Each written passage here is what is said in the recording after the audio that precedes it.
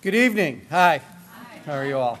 So we're going to talk about the state's fiscal crisis, and I'm going to give you what it will take to actually solve this problem. We're not just going to talk about the problem. We're not going to complain about the problem. We're going to talk about how to fix the problem.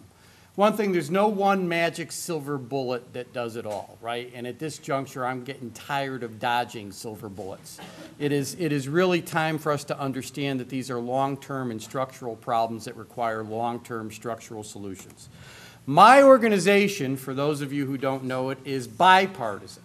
We are a 501c3, but we are not technically nonpartisan. We are bipartisan.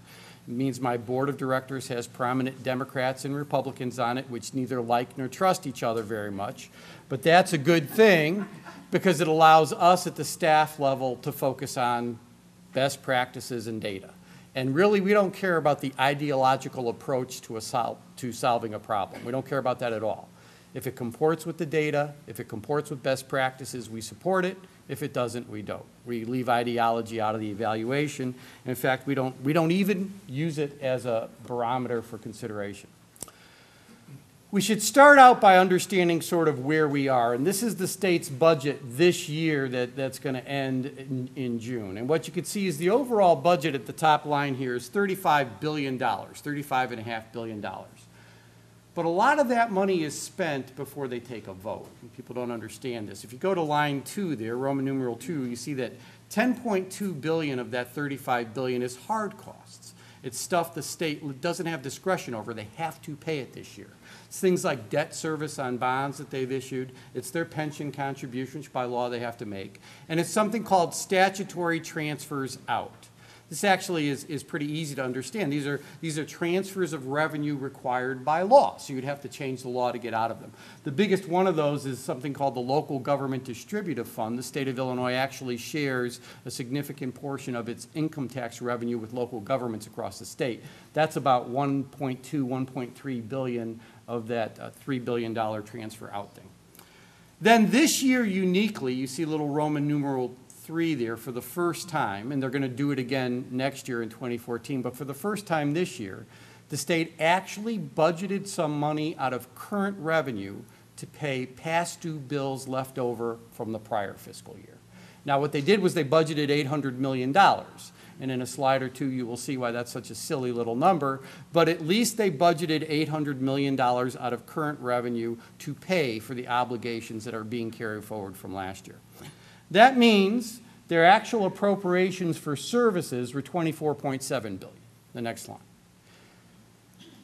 A lot of people talk about the growth in spending in Illinois. And I want to stop on this slide and make it very clear. Growth in spending in Illinois is not occurring on services.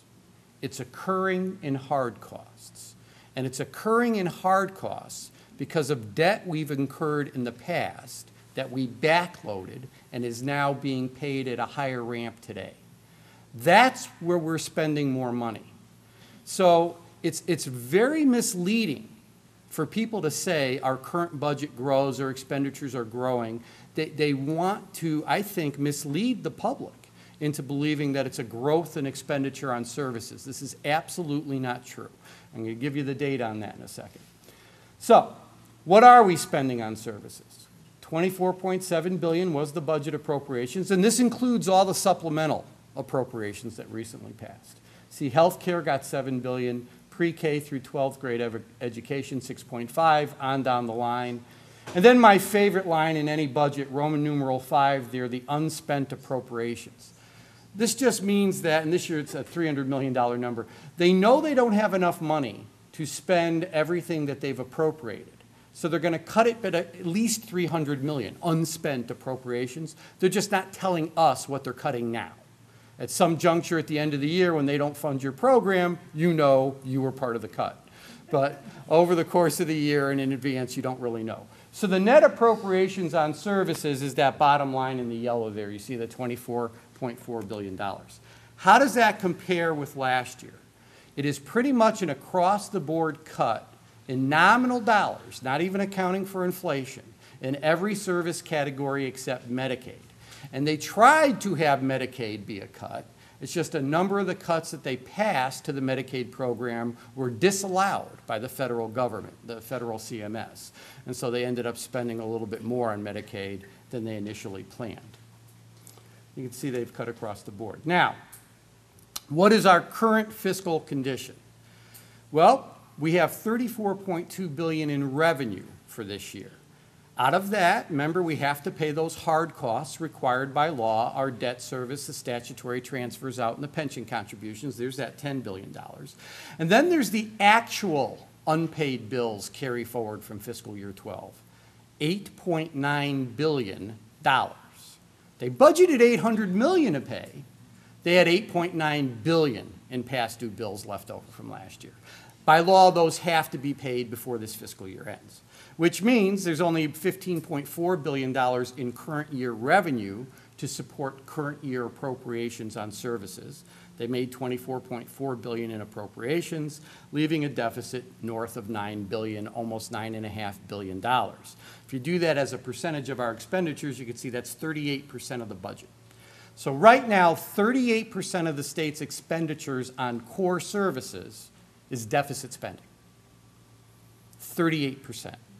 That's huge, and it's going to carry forward. This is the governor's projected, or proposed budget, I should say, for 2014, and you can see when you add it all up, given the revenue they anticipate for the year, the carry forward of unpaid bills, the hard costs, see those are growing this year by $1 billion from last year, et cetera, that if they just hold spending pretty much where the governor wants it held in this budget, the deficit will actually go up to $9.8 billion, or 40% at the end of this year. Why is that a problem? I think the first reason why that's a big problem, other than it's a sizable deficit, is how our general services budget actually gets spent. 9 out of $10 historically in Illinois have gone to just 4 service categories: education, healthcare, social services, and public safety. This, by the way, goes back 40 years. So you can see this is where our money gets spent. So when people talk about Springfield has the wrong priorities or whatever, that's completely off base. The General Assembly and the governors have consistently had the priorities that voters and taxpayers want them to have and how they spend our money. The problem is we don't really have enough money to spend to cover these service categories. Now I'm going to have you help me determine which of these service categories gets cut. Now, I just showed you they're all pretty much getting cut, but you have a political process. You don't have enough revenue to fund each of these core services. And here's 2 things elected officials absolutely know.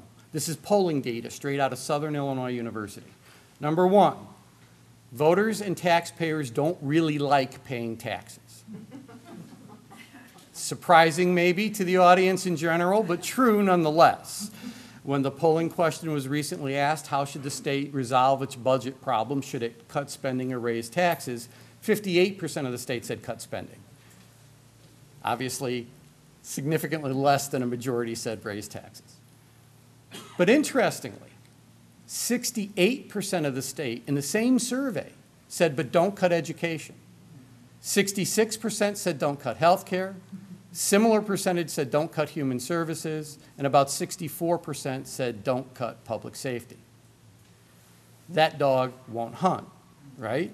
9 out of $10 is being spent on these 4 categories. Voters don't want any of them cut. So here's your political quandary as an elected official.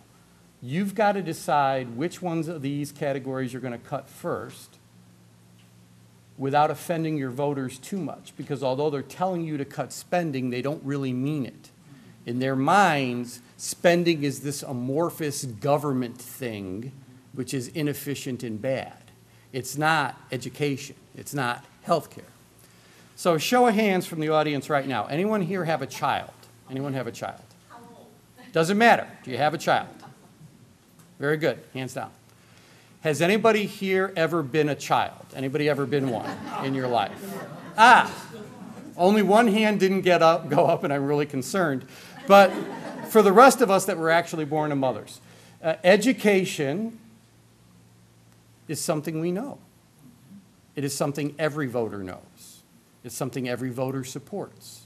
So in a political process, that won't be the first thing you cut. They're cutting it now, but it won't be the first thing because of its universal voter understanding and support. Healthcare, show of hands. Who here has ever had to see a doctor? Ever? Anybody? What do you consider in that Okay. healthcare number? Does that Medicaid? It's Medicaid and public health. Jump down to public safety. You like to come home to a safe environment, that kind of thing? We're going to save all questions to the end, please. Want to come home to a safe environment, et cetera? Yeah, that's all good? Universal? Human services. What is that? I'll tell you. 54% of all human services expenditures are two things: developmental disabilities and mental health. That's over half. You get up to 3/4 of all human services expenditures when you include the Department on Aging, so caring for seniors.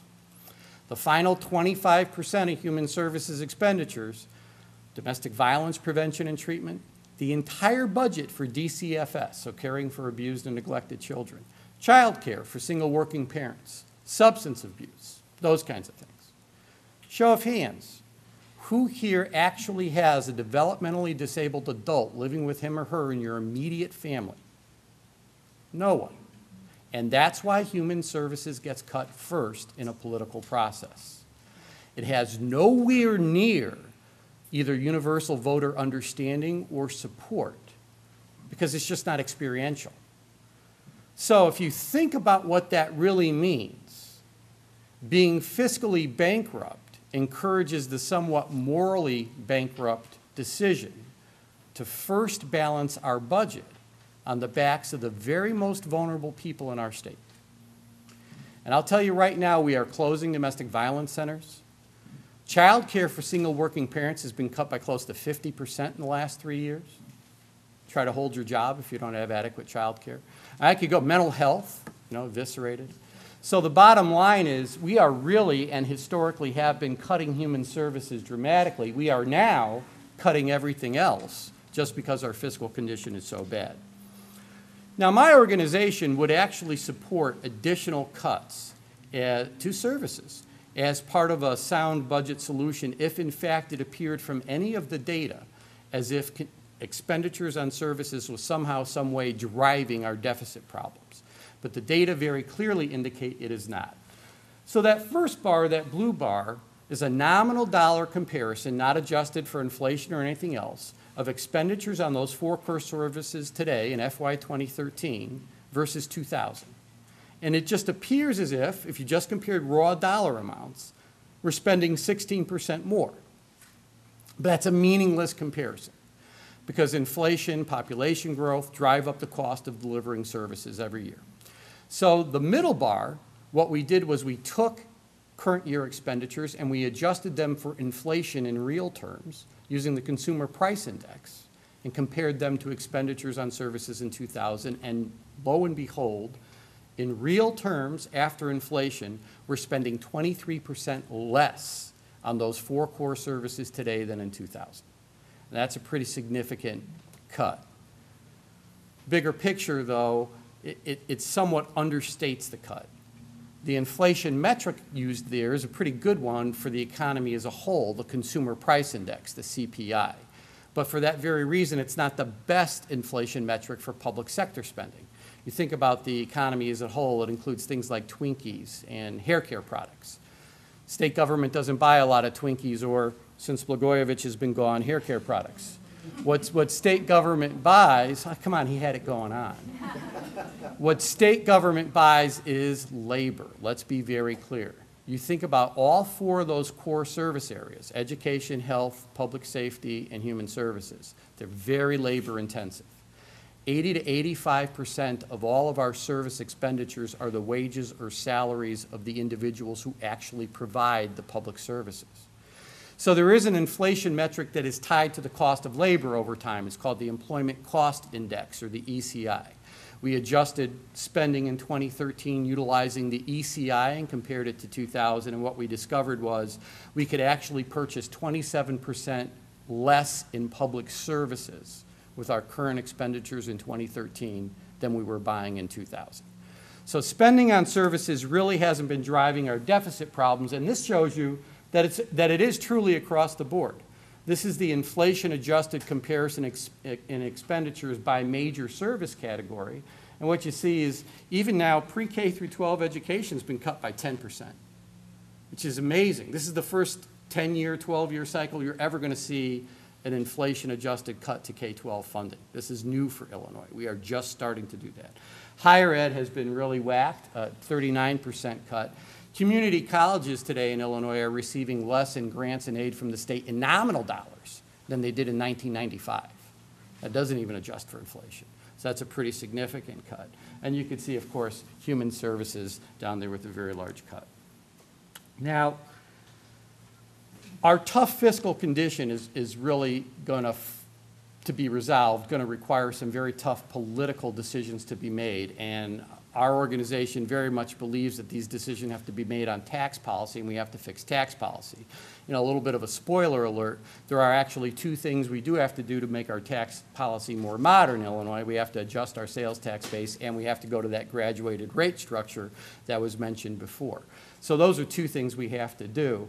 And one thing that's standing in the way of Illinois taking the steps it needs to take to modernize its tax policy is very strong political rhetoric that focuses on the economic disadvantages of adjusting tax policy. So I'm going to see if you've heard some of that rhetoric. Who here has heard an elected official say something like, "I will never support a job-killing tax increase"? Show of hands. Everybody's heard that one? That is a great piece of rhetoric. Fits on a bumper sticker, fits on a mailer, and people want to believe it. So politically, that's a very powerful thing to say. It also happens to be 180 degrees from accurate if, in fact, you design your tax increases the right way. And on this one, thankfully, you don't have to believe me. You could believe a gentleman by the name of Mark Zandi. Do you all know who Zandi is? He's the principal economist at Moody's.com, the bond rating agency, PhD economist there. And he is no liberal economist, just in case you think he's some lefty sitting out there in New York. He is not. When Republican Senator John McCain ran for the presidency against Barack Obama the first time around, Zandi was McCain's top economic advisor. He's a moderate to conservative Republican economist. He actually looked at the impact different fiscal actions state government could take on the private sector economy, especially coming out of a recession, because that's where fiscal policy is really strained. And he compared, tax cuts versus raising taxes the right way and maintaining spending. And here's what he found. He found that for every dollar a state government cuts in spending on services, the private sector loses $1.31, very high multiple, in economic activity. Why would that be? Well, let's talk about that. What is the public sector spending on here in Illinois? What did I just say? 80–85% of it is wages, right? Okay. And so what is the private sector economy? Do you know? It's consumer spending. 68 to 70% of all economic activity in the private sector are folks like you and me buying junk and such. So when state government cuts spending, it's cutting the wages of teachers and correctional officers and social workers and healthcare workers who then don't have an income to spend in the private sector economy anymore, so they don't. They certainly spend less. They put some on credit cards, but they certainly spend less. And that ripples through. And in fact, in Illinois, it would be disastrous. So if you look at our problem is $9 billion, so go to the far right of this chart. If we were to cut $9 billion in spending using Mark Zandi's multiples, our private sector would lose over 120,000 jobs from the reduced consumer spending as it rippled through the economy. So it's great political rhetoric, but it actually doesn't track with historically what's happened. And one reason why we like Mark Zandi's multipliers and his approach is he actually looked at historical results based on different actions at the fiscal level taken by state and federal governments. It's not some theoretical model. It's a model based on experience. So it's really a far better predictor of what would happen, because this is what did happen. And in fact, it somewhat comports with what did happen here in Illinois coming out of the Great Recession. So as you all know, the Great Recession ended in June of 2009. Technically, it did. And so the first full year of economic recovery was 2010. That was the first calendar year of full economic recovery. And what's also great about 2010 as a test year is that's the year before we passed our temporary tax increase in Illinois. So we still had no temporary tax increase yet. We still had our old tax policy. Coming out of the Great Recession in the first full year recovery, what you'll see up there is that Illinois and Missouri did the absolute worst job growing their respective state economies out of all the Midwestern states in that first full year of recovery. Take a wild guess. Which two states do you think had the lowest state and local tax burdens as a percentage of income in 2010? Can you guess? Illinois and Missouri. Here's the data, and this is from the Federation of Tax Administrators. So the bottom line here is this very much tracks Zandy's analysis. Think about it. Our higher tax Midwestern neighbors did a better job coming out of the recession and into the recovery because they were higher tax and had more revenue and therefore had to cut spending less than Illinois and Missouri, the two lowest tax states, which cut spending the most in the Midwest over the sequence. And by cutting spending the most, they took more money out of the private sector economy because that spending is actually the wages of workers. So once again, the data track through quite consistently. So I want to be very clear about this data and what I am and am not saying, because sometimes this gets misrepresented and I don't want to go off on that other side of the tangent. I am not saying a state can tax itself to prosperity. That is not what these data prove. In fact, a lot of complicated matrices are involved in determining what will grow your state's economy on a competitive basis. But what it disproves is the contention that by dropping taxes or lowering your tax or being low tax, you automatically purchase yourself economic competitiveness. In fact, there are no data that support that. It's an interesting theory. It just doesn't comport with any data. All right, so where are we economically and where is Illinois before I get into solving our problems, et cetera?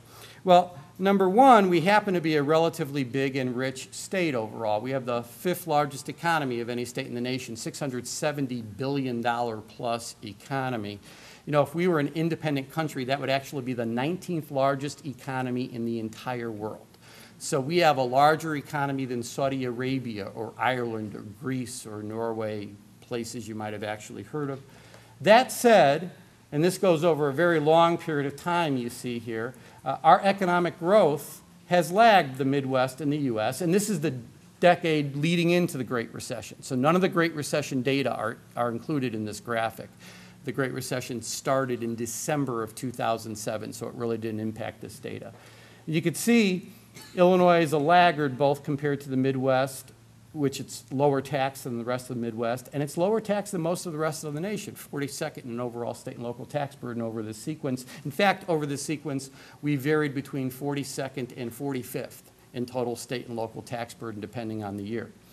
Now, for the statistics majors in the room, and I know I might have a university crowd given where I am, you might say, well, that looks like a little bit of a statistical tie, the 48%, 49% Illinois and the Midwest, and it does, but it's not really, and here's why. The Midwest includes a state called Michigan. You ever hear of Michigan? Michigan has not had a good economy since Moses. So when one takes Michigan out of the Midwest and just looks at the rest of the Midwest, economic growth jumps up to 58%. So we did better than Michigan. We were roughly tied with Ohio, and we were below everybody else. Yeah, that's really nothing to crow about. Woohoo, kicking Michigan. All right, and so now I'm going to talk about the impact of some of these cuts on our economy in a different way. And the first one is, I pointed out that uniquely, we are now starting to cut our funding for public education. And here I'm focusing on K through 12 funding. That's a really bad idea in Illinois because it is quite clear that our funding level, whether utilizing our own metric or national comparisons for public education, is woefully inadequate to begin with. And let me give you numbers. So compared to the rest of the nation, we rank about 41st in per capita funding for public education based on our GDP, et cetera, adjusting for all factors. 41st, fifth biggest economy, 41st. But that's a national comparison. What about our state's own standard? Who here has heard about EFAB, the Education Funding Advisory? I know you have. Who here has heard about EFAB, the Education Funding Advisory Board, besides? Okay, I'll tell you what EFAB is. It's been appointed by governors since Edgar, and it's a nonpartisan group, and their entire job is to take our basic cost per child in K-12 funding. It's something we've defined by law as the foundation level, and tie that foundation level to the cost of satisfying a certain academic standard, the actual cost of reaching a standard. They cost it out. The standard selected by EFAB is what would it cost an efficiently operated school district per child to purchase an education of sufficient quality so that we could actually expect 2/3 of our non-at-risk kids to actually pass the state standardized tests. So let's break that standard down because it's a pretty parsimonious standard at the end of the day. First of all, it's the cost of getting 2/3 of our children to pass the state standardized test. It throws 1/3 out the window. There's this federal law, no child's behind is left, something like that, NCLB. To be very clear, it's not nearly enough to fund NCLB, which requires us to have 100% of our kids at grade level by, this year. That'll be interesting. Second, it's not even 2/3 of all kids. It's 2/3 of the non-at-risk children. At-risk children who come from poverty, have special needs, or are English language learners. Those are our defined at-risk populations. We never try to ever calculate the cost of educating. We've thrown all those kids under the bus. So now, let's reevaluate this standard. EFAB recommends what it would actually cost to get 2/3 of our children with a reasonable likelihood of academic success to pass our state's tests. Back in the year 2003, you could see that our state's actual foundation level was $120 less per kid than the EFAB recommendation. By 2013, our actual foundation level had grown to $2,200 per child, less than the cost of purchasing an education of sufficient quality so that 2/3 of our non-at-risk kids could pass tests. That's inadequate, period. There is no counterargument. That's inadequate. Now, we ran this shortfall through the State Board of Education, ISB's funding model to see what would it cost to fill it when we were given access to ISB's model. Over $4 billion. So total state expenditures on K through 12 education, this includes local property taxes, total state expenditures in Illinois are $4 billion less than what's needed to educate 2/3 of our kids. That's shameful in the 5th richest state in the richest country in the world. Now, we think in my organization, I'm trying to give you numbers to make sense because these numbers are all so big, $4 billion here, $2 billion here. Pretty soon you're talking real money. $4 billion is a lot of money. We think the state actually needs somewhere around $4 to $5 billion in new revenue. That's sort of the magic number we need over and above our current revenue structure. Now, while that sounds like a lot, go back to our state's economy. It's a $671 billion economy. This tax increase is less than 1% of our state's economic activity. Less than 1%. That, in context of our state's economy, is so small it cannot be measured as to whether or not it would have a positive or negative impact on economic activity because it's too small. No peer-reviewed econometric model can measure it. The only folks who can claim to measure it are people who have a jury-rigged model No matter what you feed into the front end, a predetermined conclusion comes out of the back end. But absolutely no one who sends their work out for peer review can even evaluate this tax increase because it's so small. As an FYI, we send all our work at CTBA out for peer review by independent economists at universities. And in fact, one of our core peer reviewers is the head of state and local tax for the GAO in Washington, D.C. We believe in peer review. So, I hope you're convinced, at least, that our starting point for public education funding in Illinois is woefully inadequate. And then the brilliant maneuver at Springfield is, even though they're starting from a woefully inadequate place, they don't really bother to pay for much of it. So if you go to the far right-hand side and you see the two bars there, state percentage share, this is the percentage of overall K-12 funding paid for by the state. And you can see Illinois only covers 27% of the cost of public education. National average is 46%. This data come from the National Center on Education Statistics in the Department of Education. That's not just significantly less than average, it's 50th. We are dead last in the country in the portion of education funding covered by state resources, which of course means if you flip to the local share in Illinois, that 60% is by far and away the highest in the nation. And national averages for local resources to only cover 43%. Now, of course, the local resource we use to pay for education is the property tax.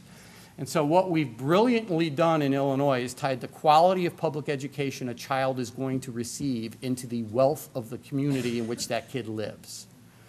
So if a kid lives in a property-wealthy community in Illinois, they actually get a world-class education. And if you don't believe that, I am elected to the school board in River Forest, Illinois. Come visit our Blue Ribbon School, please. And I will show you what adequate local resources can purchase. Now, not only is that unfair to students and create a highly inequitable school funding system, and we really do have every year we're either the worst or the second worst in the nation. We fight for that with the great state of New York, so we have that going for us. It's a very difficult way to tax people. This is real growth in property taxes versus real growth in median income over time in Illinois. What you can see is from 1990 to 2005, property taxes grew by 42%. So when I say real growth, we've taken out the impact of inflation. That's the real growth. Real growth in income over that sequence was 2.8%. So because the state doesn't pay its fair share in education funding and has pushed so much of this cost onto the local level, property taxes are rising astronomically and for most families at unaffordable rates. It's a very unfair way to tax people. If you think about it, you do not pay your property taxes out of your property, you pay it out of your income. And we've got a property tax burden growing at close to 20 times the rate of growth of income for most people. So that's problematic. Now, it's a particularly poor time to be deciding to disinvest in public education because of the correlation between public education or education generally and economic competitiveness in the modern economy. And so for the longest time, and here's data that most of you probably know, educational attainment has correlated directly with unemployment rates, right? Where the higher your level of educational attainment, the lower your unemployment rate, the lower your level of education, the higher your unemployment rate. So here you see less than high school at the far left, very high unemployment rates across the board. And when you move down, BA or higher, very low unemployment rates for people with very high-end educational attainment, except, I guess, for art history majors, and really it's hard to help them, right? The difference has come on the growing correlation between educational attainment and wage. So since 1980, the only cohort of workers in Illinois who've actually seen a real growth in income today versus 1980, so that means their income today is greater than it was in 1980 after inflation, their purchasing power today is greater, have a college degree. Every other worker's income is lower today after inflation than it was in 1980. So you really have to learn to earn. I mean, you have to develop such high-end numeracy and literacy skills in your K-12 that you have the capacity to go on and credential yourself at the next level. The other thing we know about labor markets in Illinois is that the wage gap between whites and minorities keeps getting worse, not better. So the wage gap between whites and Latinos from, you can see the data here, from 1980 to 2010 grew by over 46%. Now that's alarming, but not all of it is due to bad things. There's some neutral labor market forces at play here. Remember, Latinos have English as a second language issues in the population. You have a significant number of immigrants in the population who are willing to take low-paying jobs. And in fact, as a demographic, Latinos happen to be both the youngest and least educated cohort in our labor force. Both being young and lower levels of educational attainment are indicia of being qualified for only lower-paying jobs. So some of that is explainable by neutral labor market forces at play. Some of it is not. Some of it, frankly, is discrimination and the third factor, the way we fund schools in Illinois. Then look at the growth in the wage gap between whites and blacks in Illinois of 92% over this sequence. So as far as neutral labor market forces here, I've got nothing. Two things. You have discrimination and you have education funding. So hard to fix discrimination with one magic stroke, and I do want to make it clear that it doesn't matter how you slice the data here, you see racially disparate outcomes. So if you were to compare, for instance, the unemployment rate for African Americans to whites just before the Great Recession started, and you look at the toughest cohort to employ, you look at those without a high school diploma, the unemployment rate for whites just before the Great Recession started that didn't have a high school diploma was 11.7%. The unemployment rate for blacks without a high school diploma just before the Great Recession was over 27%. So you see pretty big disparity there. And you flip it around the other way. The highest wage earners, of course, have a college degree. And in fact, 54% of all whites who have a college degree make it into that top earnings category, whereas only 24% of the blacks do. So it doesn't matter how you slice that data, you see racially disparate outcomes that aren't explainable by anything but racial discrimination impacting labor markets. But the way we fund education has contributed too. So we know Illinois has tied the quality of the public education a kid's going to get to their local property wealth. We know that we're starting from a woefully inadequate funding point at the state level, and we're kicking the main responsibility to fund schools down to local property taxes. The schools in Illinois with the least resources to fund themselves locally are the schools in the poorest communities, right? 55% of our African American children live in the 5% of school districts with the greatest poverty and the lowest property values in Illinois, over half.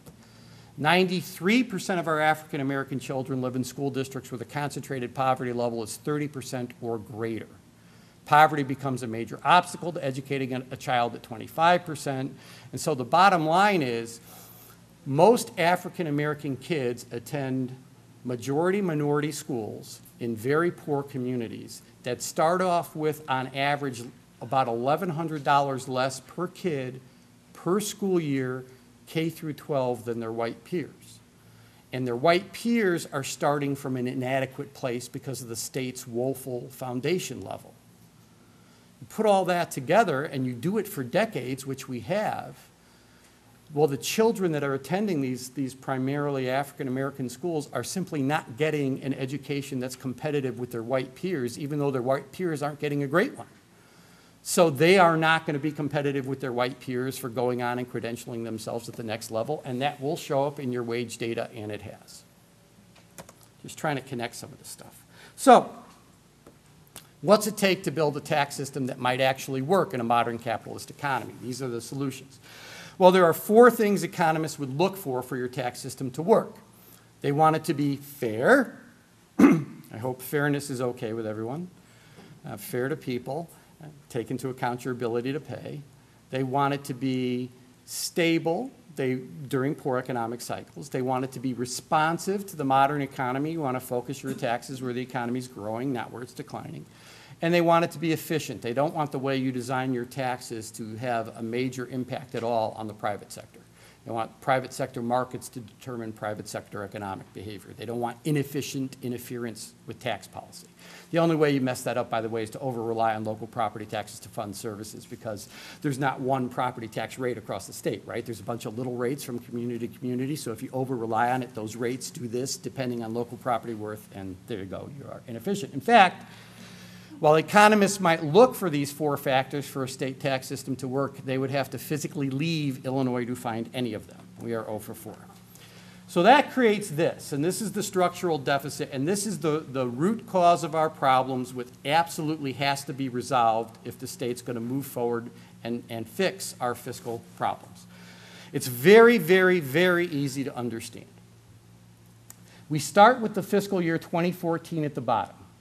And we assume the state is starting with an honestly balanced budget. Now, you all know that we're going to have at least a $9.5 billion deficit that year, but I'm kind of a Pollyanna, and really this is just a projection forward to see what would happen if you did have a balanced budget at that point in time, given existing law. The next thing you do is you just assume existing law, no changes in policy. So you're not going to add a program, you're not going to expand a program, you're not going to do anything more or different tomorrow than what you're doing today. Then you take the cost of your current service programs, you adjust them for historic rates of inflation and population growth growing forward, assuming a normal economy. You do the same thing with your revenue. You adjust it for its historic rates of growth. You adjust it for changes in population, and you assume a normal economy. And then you see if your revenue growth can support your service costs over time. The blue bar are our service costs. The red bar is our revenue. The gap between our revenue growth and our service cost growth is our structural deficit. A couple of things about this that are really important. I'm sorry, I'm going to step away from the mic. Have to do it.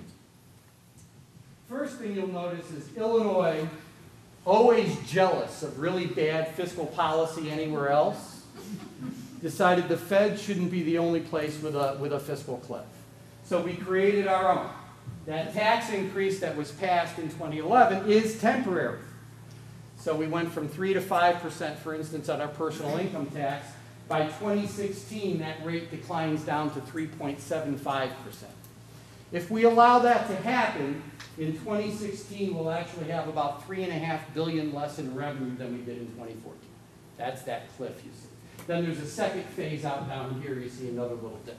So that's just what would happen if existing law continues. But even more important, notice the rate of growth in revenue. Look how flat that line is versus the rate of growth in service costs. The reason for that is at a minimum, our service costs grow with the economy, but our revenues, because we don't tax the modern economy, don't. So what would happen if we didn't allow that temporary tax increase to phase out? That's this green bar. That's if we keep the revenue. You notice we still have a structural deficit because we are not taxing the modern economy. And you can't solve this problem with cuts. Let's assume, and this is a promise I made to Eric, so I'm going to do it, that in 2022, Oberweis is elected governor like the 40th time he runs, okay? We elected Rod twice. We could do anything. He says, all right, let's assume, you know, I'm a good fiscal, I'm just going to cut spending right down to revenues. I'm going to honestly balance the budget. And in just purely fiscal terms, who's to argue? Here's the problem. Because the rate of growth is greater in the service cost line than the revenue line, the very next year you get a little deficit again. You're back down here. And the very next year you'd have to cut again. So the bottom line is you can't solve long-term structural revenue problems by focusing on the spending side alone. You can make those problems smaller temporarily. You can ameliorate them. You can't eliminate them. If you want revenue to support service growth over time, you need to have revenues that grow with the economy over time. So that structural deficit, I'll put it back up for a second. We've had this since at least 1980. That's the first time it was identified by researchers at the Institute of Government and Public Affairs, at the U of I, in fact, who are actually some of our peer reviewers. They're the first ones that discovered this, or modeled it out at least for Illinois. So if for decades your revenue doesn't grow quite enough to maintain your services, and once again, you're an elected official and you know people don't like taxes and don't want huge cuts, how do you get around that? Well, the brilliant thing to do would be if you could find some obligation you owe yourself, and instead of paying it, just give an IOU in and divert the money you should have paid into your own self there to subsidize service delivery costs. That's precisely what they did with the pensions. So instead of funding the pensions fully, they always took less revenue than what they were required to put in and diverted it to subsidize service delivery. They used the pensions like a credit card. And they were aggressive at it. So you can see that middle bullet point there. In 1994, our total unfunded liability across all 5 pension systems was $17 billion. Doesn't sound like anything right now. But we were only 54% funded then. To be healthy, you have to be at least 80% funded. You have to have at least 80% of the assets you need to pay your liabilities. We only had 54% in 1994. In fact, that was the worst funded system in the country then. But what's really interesting about that is that $17 billion figure was double the unfunded liability just 5 years earlier. In 1989, it was only $8 billion. We doubled our unfunded liability in 5 years. We were so aggressive borrowing against the pensions.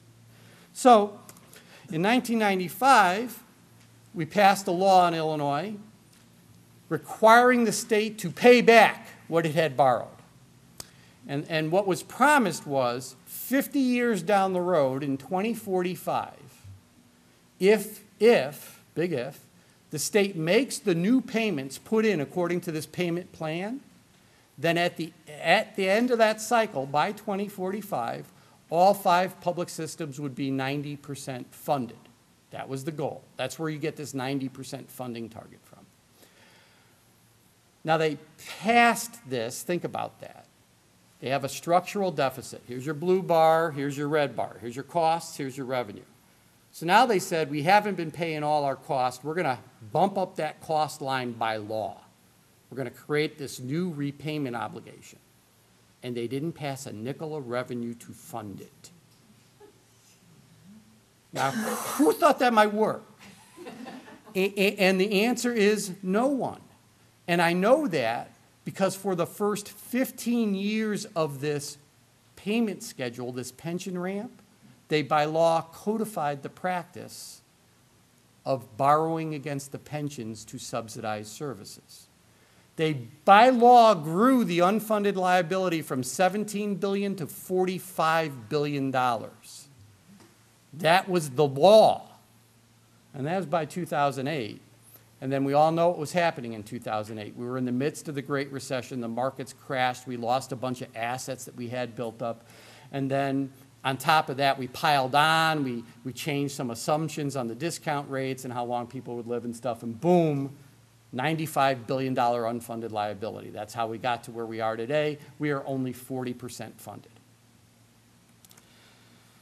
Now, you heard me talk about a lot about the unfunded liability and the borrowing that created it. Did you hear me mention benefits as a driving cause of our unfunded liability? No, you didn't. And you know why? Because they're not. And here's the data from COGFA, the state's own Commission on Government Forecasting and Accountability. The blue bars here are the dollar amounts of our unfunded liability growth from 1995 till present that are actually caused by the pension systems themselves. Things like benefit increases, salary increases, changes in assumptions, people living longer than we really want them to, all that stuff, okay? If you added all those things together, and those were our only problems creating unfunded liability, we'd be over 80% funded today. No crisis, healthy system. Then go to the next bar, the green bar. That's our losses in the Great Recession. Now, ouch, we lost $15 billion. That's a lot of money to lose. Still, you add that to the clauses that are inherent to the design of the pension systems themselves, and we'd still be 70% funded today. Now, that's not great, but in 30 years, under normal actuarial practices, we could get back up to 90, 80, whatever we wanted to, real easily, no fiscal strain. The red bar, that's the additional borrowing over this sequence. Yet, no proposal today to deal with the pension crisis focuses on the borrowing piece. They all focus on the benefits. That's a loser game. It won't work. So this is that pension ramp. And this is where we are now. And you can see how they jump year to year to year, these payments to the pension system. All of that growth is debt service. None of it is the cost of benefits. I'm going to give you a slide to demonstrate that. Well, first of all, I love to, who here has a mortgage? Anybody have a mortgage? Is that what your mortgage payments do every year? Do they jump up by tremendous amounts? No. And you know why not? You and your bank are sane. So what you did was you sat down and you said, here's what I could afford every year. You thought about it in probably monthly payments, but here's what I could afford every year, and it's a flat dollar amount every year, isn't it? And the reason you make that bet with your bank is if you could afford it today, after inflation in real terms, that's a declining obligation for you over time, and in all likelihood, your income's going to go up a little bit. So if you could afford it today, you are really likely to be able to afford it down the road. In this situation, there was no bank. This was the state negotiating with itself. So all it did was say, well, we can't really afford to pay this. We don't have the tax revenue. We're just going to kick it way down the road and keep borrowing against the pensions. That's what we're going to do. And somebody down the road will fix this problem. And now we're down the road. It is a debt service problem. Proof. Here are our pension payments in 2012, 2013, and 2014 under existing law of that pension ramp. The total payment is that top line. You can see it jumped from $4.8 billion to $5.8 billion to $6.7 billion. Huge jumps year to year, right? The next line, though, is the normal cost. That's the actual cost of paying for benefits being earned by current workers. What's happening to that? It is flat. In fact, it's less than half of what we're paying. Now go to the third line, debt service. That's the payment schedule under this ramp for the debt. Look at that. 3.2 to 4.1 to 5.1.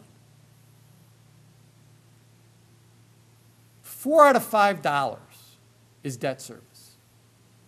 Every pension reform proposal is a benefit cut. You could cut them and take that $1.6 billion number down to $1 billion maybe, save $600 million, but see this bottom part? That's going to continue to grow. You've solved none of your problem. None of it. Hope that wasn't unclear. So this is a graph of one of the bigger proposals out there to solve the pension problem. And it has a couple of components. Component A are benefit cuts. And then component B is, in addition to the benefit cuts, the state, which currently pays the normal cost for teachers in their pension system, would kick that obligation down to local government, so your property taxes could go up. The red bar is the current pension ramp without any changes. The blue bar is how much our payments would change after the benefit cuts. The green bar is with the benefit cuts and the transfer of the responsibility to fund normal costs to local governments. In what universe could the state make payments in any of those three scenarios? None. Because by focusing on benefits, you're missing the bullseye of the target. It's a debt structure that is unattainable and unaffordable. And I'm pretty good with tax policy. I can't design a tax system that jumps by $1 billion every year. I just can't do it. All right?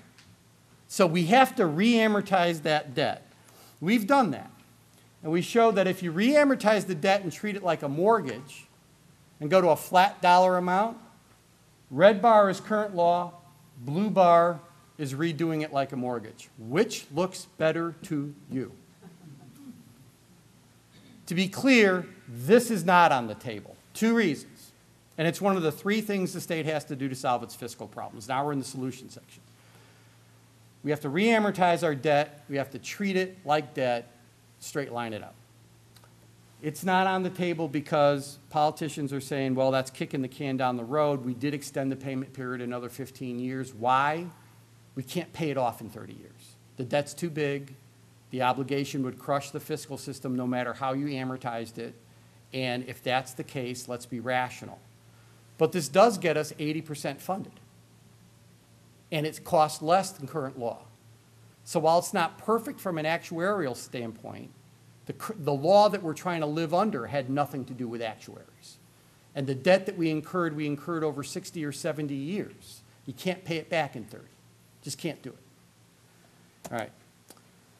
Second thing we need to do is expand our sales tax base to include consumer services. This stabilizes revenue collection and makes our tax system more responsive to the modern economy. 46 states in America have a sales tax.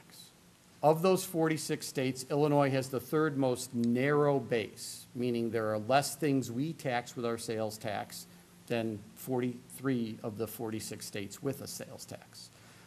Why would that be? Our sales tax pretty much only applies to the sale of goods, hard physical things you could touch, this table, my tie, etc. What we don't tax are services, loser game. 1965, the sale of goods, what we do tax is that kind of mauvish, maroonish line, 32%. Sale of services was 36% of the Illinois economy. This is total economic activity. We don't tax the blue bar, we do tax that maroon bar.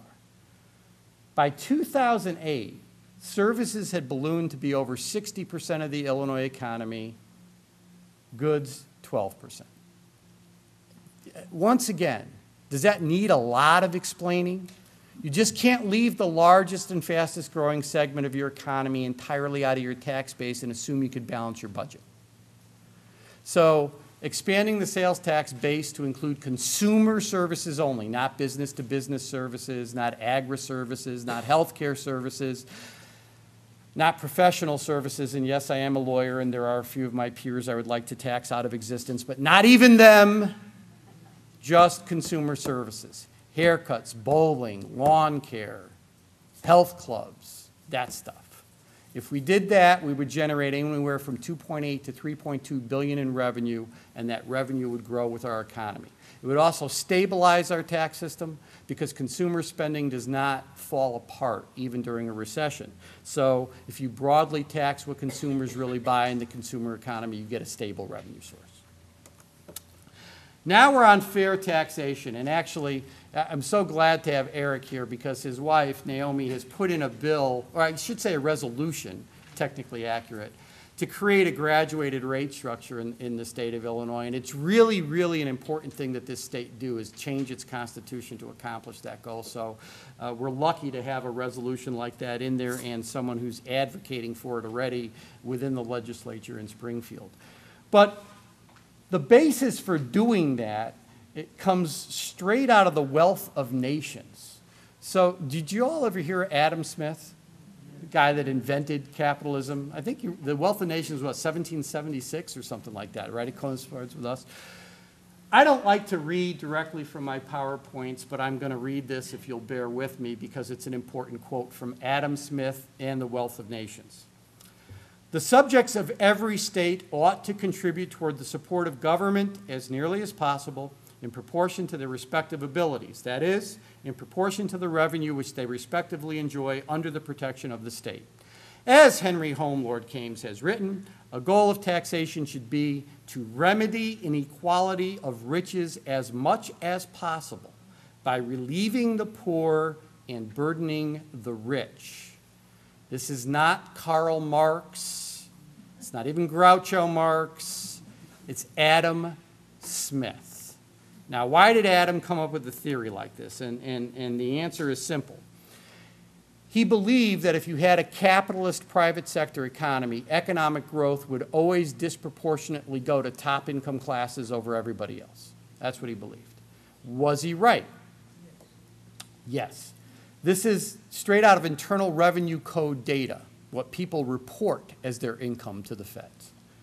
You can see from 1947 and 1979, the wealthiest 10% in America got 34% of all income growth. So a disproportionate return to the top over the bottom and middle. In fact, that left only 65% of income growth for the whole bottom 90% of income earners. From 1979 to 07, so this does not include the Great Recession, the numbers would be even worse if I did, it flipped.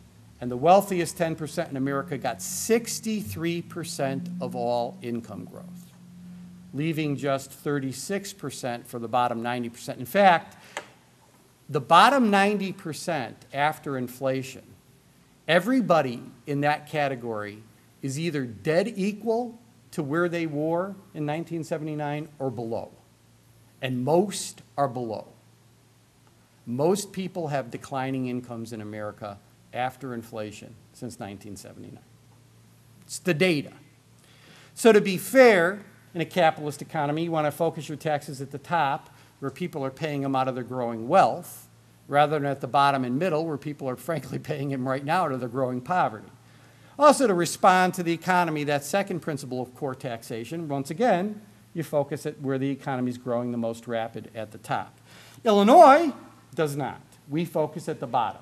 So here you see the lowest 20, 40, 60, 80, 95% all have much higher tax burdens than people at the very top. That's not fair, and this is total, state and local tax burden as a percentage of income. That's not fair, and it doesn't work. So in a perfect world, what we would do is just pass some legislation that creates a graduated rate structure for the income tax. So the tax rate itself gets higher over higher segments of income. So your first, $75,000 of income taxed at X percent, the next $25,000 at X plus Y, and blah, blah, blah, that kind of thing. We collectively do not live in a perfect world. We live in Illinois. And Illinois has a constitution that requires a flat income tax rate for all people. So we are constitutionally prohibited from doing the best tax policy in a capitalist economy, as suggested by Adam Smith. Just thought I'd say. So we need this constitutional amendment to get there. And if we got there, we could actually do some pretty powerful stuff. So we were able to use the Illinois Department of Revenue's dynamic modeling system. What does that mean?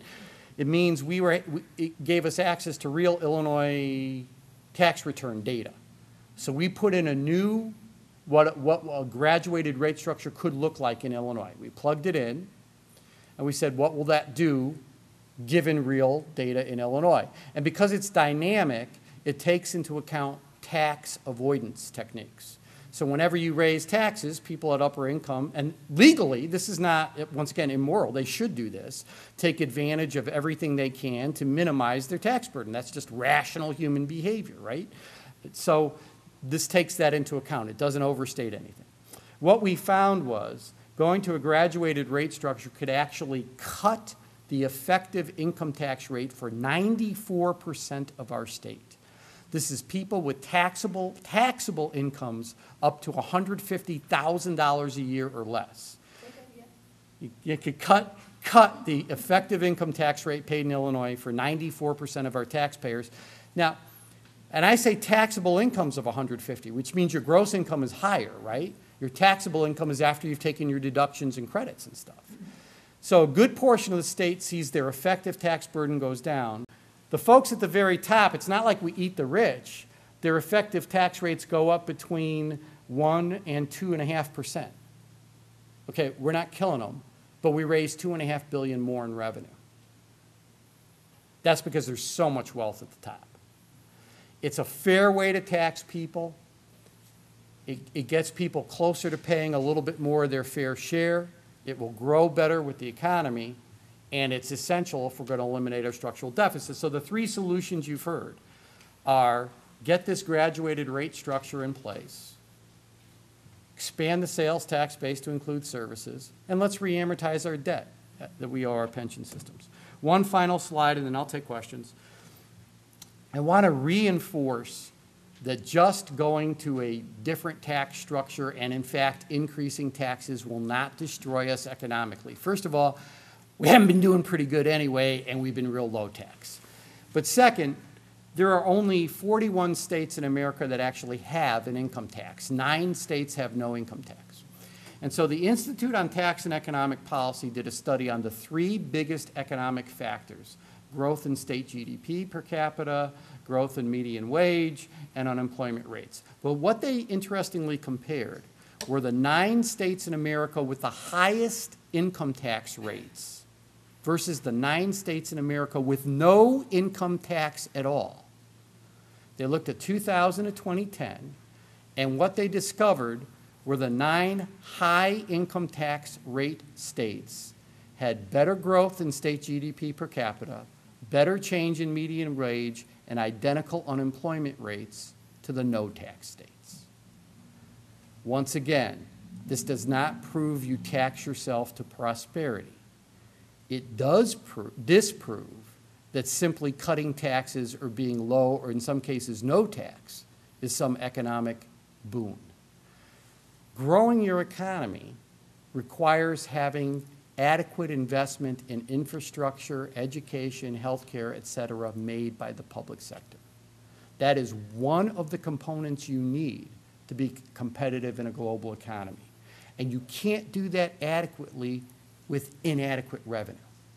So poor tax policy doesn't work. Our recommended changes, even if, let's say, went to the higher end and the net tax increase was around $5 billion, still less than 1% of the state's economy, Illinois would move up from where it is, and where it is roughly is about 40th, 39th in total state and local tax burden as a percentage of income. This is after the temporary tax increase. We'd move up to about 34th, 35th. We'd still be in the bottom 15, 16 or so states. We wouldn't become Taxachusetts, but we would suddenly have adequate revenue to pay our bills and start investing significantly more in public education, which we need to do. So that's sort of the beginning and end, and I appreciate you all staying awake for that presentation, and we'll take any questions you have.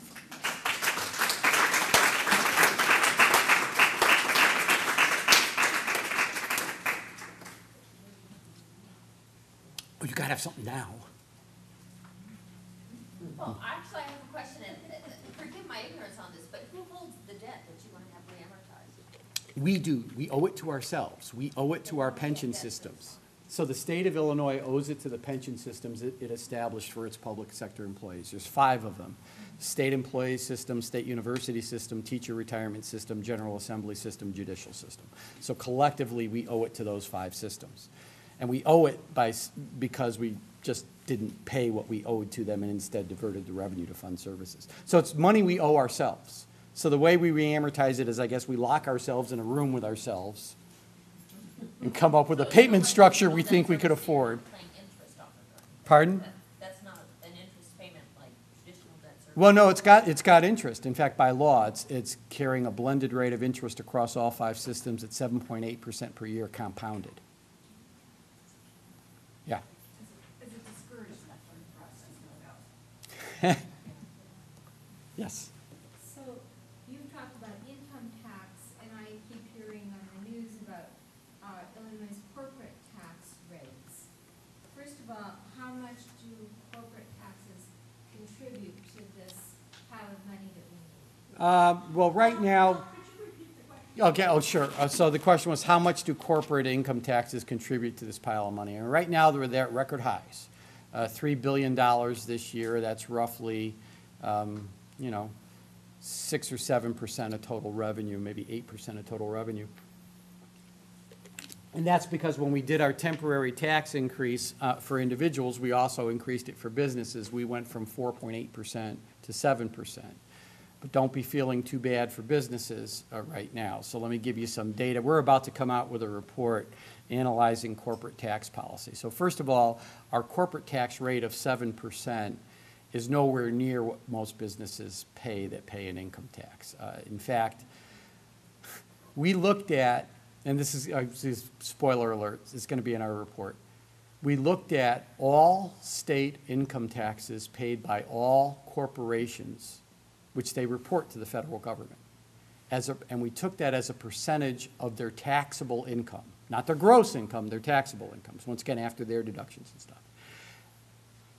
total corporate state income tax burden owed to all 50 states comes out to 2.3% of taxable income. That's their effective tax rate. Illinois, if we were to zero out our corporate income tax, that would cut that by 0.06% or something. In other words, it's not a big burden for corporate America. That's number one. Number two, our rate itself isn't that high. Do you remember after we passed our tax increase? I mean, it's not low, but it's not exorbitant. The governors of Wisconsin, Indiana, and New Jersey all came here and said, well, now that you raised your corporate income tax rate, your business is going to come flocking to our states. Do you realize that the corporate income tax rates in Indiana, Wisconsin, and New Jersey are higher than 7% and have been for decades? We just raised ours to 7%. So I guess what they're saying is businesses will leave Illinois to flock to those higher tax states because they provide better services. They just didn't put the whole statement together. So you get a lot of misinformation on this corporate tax policy. Bigger picture, we analyzed, and this data is a little old because the Illinois Department of Revenue is a little late in reporting it, but I can't imagine it has changed much. Most recent Illinois Department of Revenue data, which is a couple of years old, showed that of the 280,000 businesses in Illinois that file a corporate income tax return, less than 300 pay more than $1,000. Okay? So it is a way overplayed statistic. When you look at sort of share GDP and profits, right now corporate America and profits are pretty much all of national GDP growth. So businesses are sitting on boatloads of profits. Wages are actually going down. So net, it's not like cutting taxes will inspire businesses to invest more or anything. They're sitting on a lot of profit at this juncture. So it's just about getting your corporate tax policy right. From a political standpoint, I think maybe you negotiate some small cut in the tax rate to businesses just so that they don't kill the overall tax return. But it's really overstated how corporate tax burden is tough on businesses in Illinois. Yes, sir, back. If our tax rates relative to other states are more middle of the road, why do the newspapers and the media keep emphasizing how exorbitant they are? Because they can. I don't want to be flip, but you know, why do people with pedestal get a right to say, they can say whatever they want? They don't send their stuff out for peer review. They have skin in the game. They've got an axe to grind. They have an ideological worldview. There's a lot of reasons why people say what they say. I mean, which you know, it makes my organization, you know, we're an equal opportunity offender. Because we are a bipartisan group, I don't go a week without my phone ringing and some elected official on either the Democratic or Republican side of the aisle really mad at me for something that we said and did. But it's that taking that data-based approach to public policy and leaving ideology on the side that allows us to do what we do and why we have the confidence to send all our stuff out to independent peer review. I think most of the political discussions are not really grounded that much in data. I think they're more grounded in worldview and ideological opinion and that kind of thing. And that has a role to play. But my favorite quote on this is former Mayor LaGuardia of New York. And he said, at the end of the day, there's not a Democratic or Republican way to collect the trash. We either get it done or we don't. And I think for a lot of public policy, there's really not a Democratic or Republican way to do it. You're either following best practices in the data or you're not. So I can't tell you what's in the minds of these people. I could just tell you, you know, they can do what they want. In the hat, yeah. I have a question. At the very beginning, your second or third panel was the one with the 4 areas that were going to be cut, or that we were cutting. That we spend our money on. How we spend our money. Yeah. Try to jump. Education, Yep, healthcare? there we go. it is. All right, let me ask you a question. That last panel you had talked about other revenues, which could be sales tax or tax, to bring us up to a level that's par. Could that money be used to soften this blow a little bit? Oh, yeah, no, that's exactly where it would go. Now, here's my question. One thing that nobody talks about, please tell me if I'm wrong, because people have told me I'm right, but almost nobody except Ray Long from the Tribune talks about this, has talked on some of the shows they have. In Illinois, we're one of 17 states, I think, or it might be 7 states, that we perform the services for HHS, which is Social Security, Medicare, Medicaid. We perform their bookkeeping in Illinois, and in our state with Medicaid, it's public aid that does it. Mhm. You know what I'm talking about. I know you know what I'm talking about. So our number, that's the healthcare part. 50% of what we pay as the state of Illinois for healthcare through Medicare and Medicaid and WIC and all the other social human services program, comes right back to Illinois, but it flows into the general revenue fund. Now, tell me I'm wrong or tell me I'm right, please. You're partially right and you're partially wrong. But it does flow into the general revenue. Some of it, see, so Medicaid funding, one way or another, though, it gets utilized for Medicaid services, but revenue could be fungible, a lot of people say, but we have, We do get that money back, We- half of what we spend. it's a 50% match rate, which happens to be the lowest matching rate of any state, so we get less back than most states. We're not implying, let me think. But see, it doesn't all go general fund, just, Medicaid funding is really arcane in some ways. There are a number of special funds that are Medicaid-only funds. There's the Provider Trust Fund for interest that some of this Medicaid match goes into that never gets into the general fund. That 30% could theoretically be a greater amount because that money is coming back to No, us. no. This is how it's actually expended out. So this is tracking actual expenses by service category. What is the incentive for us to ever report Medicaid fraud or Medicare fraud if we're going to have to, like Florida did, pay it back? It's not high. Pay it back. It's not high when you're bankrupt as a state. So I mean, but the actual, so that's in Medicaid fraud, all that other stuff. Any program run by people, whether it's in the private or public sector, is going to have some fraud attached to it. Actually, incidence of fraud in Medicaid and Medicare is relatively low, comparatively speaking, and it's not a significant or material cost. It's millions of dollars in a billion dollar program. So when you actually look at the cost of it, that's not where the problems are in Medicaid. If anything, it's matching rates, and it's in provider reimbursement rates, and it's in services covered, and it's in those kinds of things. Could legislation be written It's- that would direct some of that money No, to education? no, No? no. Those are federal transfers that have to be used for Medicaid approved healthcare services, and that is monitored. So the money does get spent on Medicaid. And you had a hand, yeah? No, behind you, her, yeah, you, and then we'll go. This is a very persuasive, wonderful piece of information. If I knew you were going to say that, I called on you earlier. Yeah. Have you been able to tell this to the people that are making the decisions? Yeah, we've made this to a lot of people, and some do listen and some don't. And some on their own instance are out there leading the cause. I mentioned Naomi Jacobson before, not just because Eric's here, but because she put in her resolution for a graduated rate structure before she started working with us.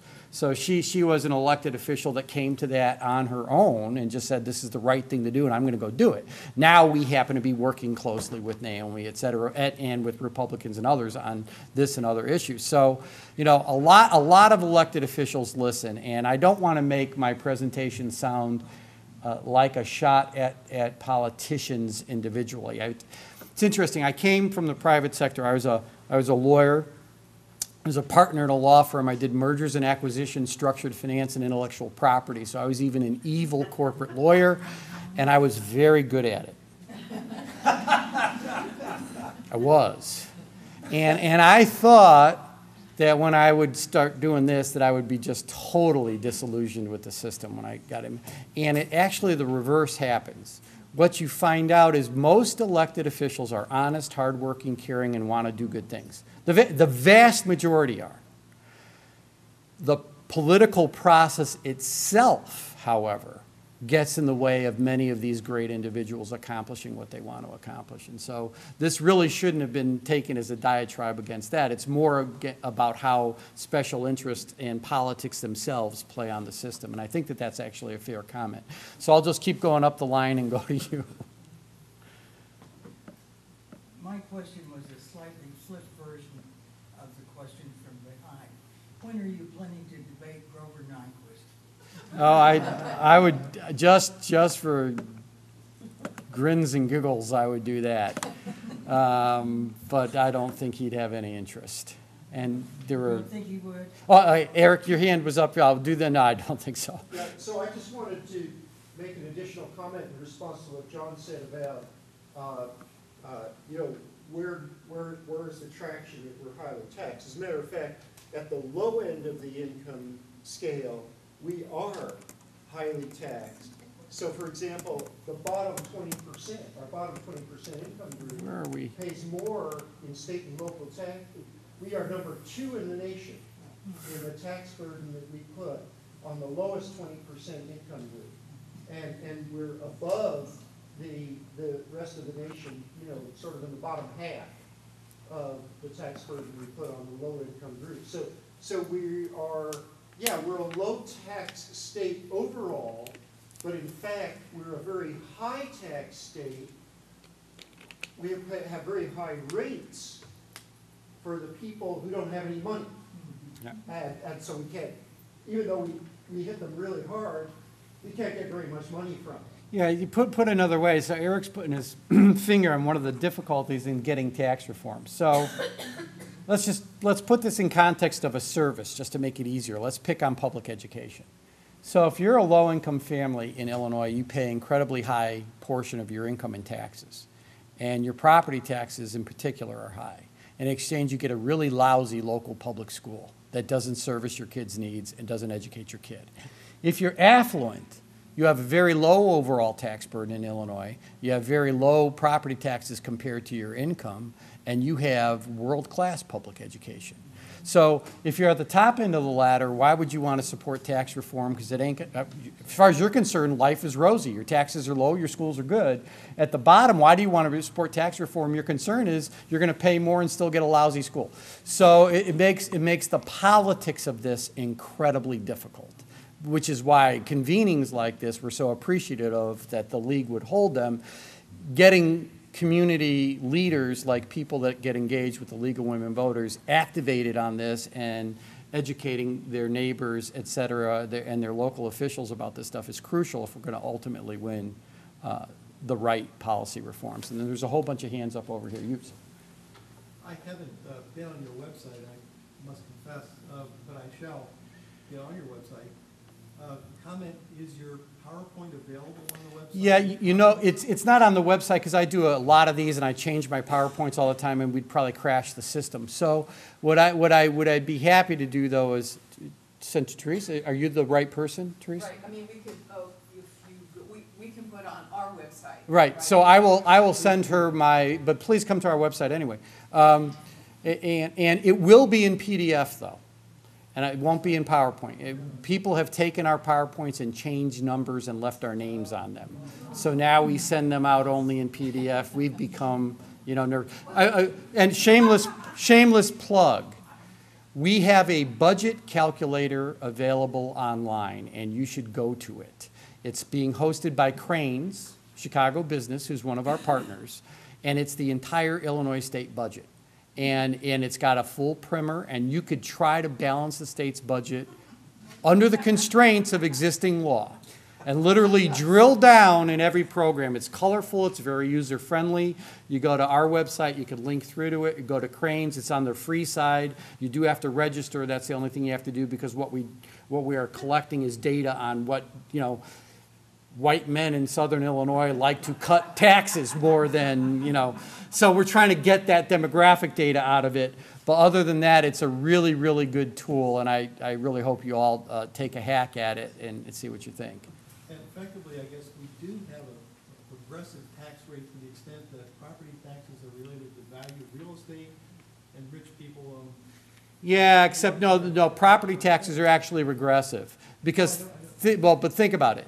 The lower the value of your property, the higher your rate, especially when you over-rely on local property taxes. So the rates in low-income communities are incredibly high. I'll give you an example. Inverness, which is a pretty affluent community, effective overall property tax rate below 5%. Chicago Heights, a very poor community, close to 19%. And so the impact of that, if you're going to put your business somewhere, right, do you pick paying a 5% rate on the value of your property once it's built out for really good schools and local workforce, or a 19% rate for really crappy schools and a marginal workforce? And don't think too hard, because businesses sure don't. So there's a corollary problem with caused economically by our bad tax policy, and that is it really makes it difficult for economic development to take place in low-income communities. Yeah, well, I'll go there, and then we'll Yeah, just check team. real quick, because I know we'll be talking about the fair tax, but part of your package is the service tax. Could you just talk about it, like, what does that look like in other states, and why are people so just like vehemently opposed? Well, I don't know that they're vehemently opposed. I think it's, once again, so I testified a few years ago to the Senate Revenue Committee. Do you remember House Bill 750? And it had some of this stuff in it. And I put this slide up there. And Democrats, I said, look, this is what we don't tax, this is what we do tax. That's a big problem. We've got to, And every head on the Senate Revenue Committee said, oh, yeah, we can't do that. It's really silly, and blah, blah, blah. We need to make changes. And I sat down. Then a lobbyist, and I'm not going to name the person, I'm not going to even give you the sex of the person, a lobbyist for the business community, and I'm not going to say which business community, got up there and said, and I quote, because this is burned through my retinas and onto my brain, I don't have any data, graphs, or numbers, but my gut tells me this would be bad for business. And to a person, those same folks that were nodding their head, yeah, bad for business, we can't do it bad. That's all you have to say. It'll hurt jobs. It'll scare millionaires out. I could give you all the rhetoric used. And then, we go to a very fact-based and data-based approach. But once again, it's a political process. So that's why community activism by people who care about doing the right thing is really so important and helps. And by the way, Naomi is from this area, right? Am I wrong? Right. Okay. So just because your state rep is supporting this strongly doesn't mean you don't help her. Help her. She needs your support when she's out there doing the right thing. I think it's really important to buck up the ones that'll do that. 5 more minutes. 5 more minutes. Two things. One is I just want to follow up on your PowerPoint. The state league site for the tax, on its page about it, actually has several variations of your PowerPoint on it too. I don't know whether those are current or... Yeah, I change them all the time. I mean, so for instance, this one's been updated to account for the supplemental appropriations that were just passed into law, et cetera, et cetera. So, yeah. We'll get those out. Funny thing about numbers, they do change. But the point I really wanted to make is, I think that we've got the, and you may have said this at other times or frequently, we've got the government we deserve. We don't speak up. Okay. We don't send parents out to Springfield to lobby for money for the kids. We are not there. We care about a lot of things, and oh my gosh, that's government, and oh my gosh, that's political, and our service groups don't want to talk about it. And I think, we at some point there'll be a tipping point where we'll realize, I think, that things are really bad. But I feel bad. I don't think we lobby enough. And I know when you say back, what Naomi's doing, of another rep from here who was very good, said, look, you know, you guys all support me, and so you don't write me. And the guys on the opposition, they have a stack of letters like this that say, these guys, and I don't have any letters to show anybody, because you guys all just sort of agree with me. Yeah, you And gotta we keep just have to supporting her. become more knowledgeable of what's going on, because what's happening is what we said is okay. Yeah. It'd be great to get business leaders on board fighting for this, because really, this is in the economic interest of business leaders in this state, and you could take that from a former business attorney. I mean, it's absolutely the truth. We'll go, yes, sir, and then ma'am. Yeah, my wife's a state retiree, and I had a question about this reamortization you were talking about. Yeah, it's just refinancing the debt. Right, refinancing the debt, but are you saying that the pension could go on as it is? Yeah, they don't need to cut one benefit. No, yeah, that's right. We actually came up a way to do it now. Sadly, once again, those numbers keep changing too.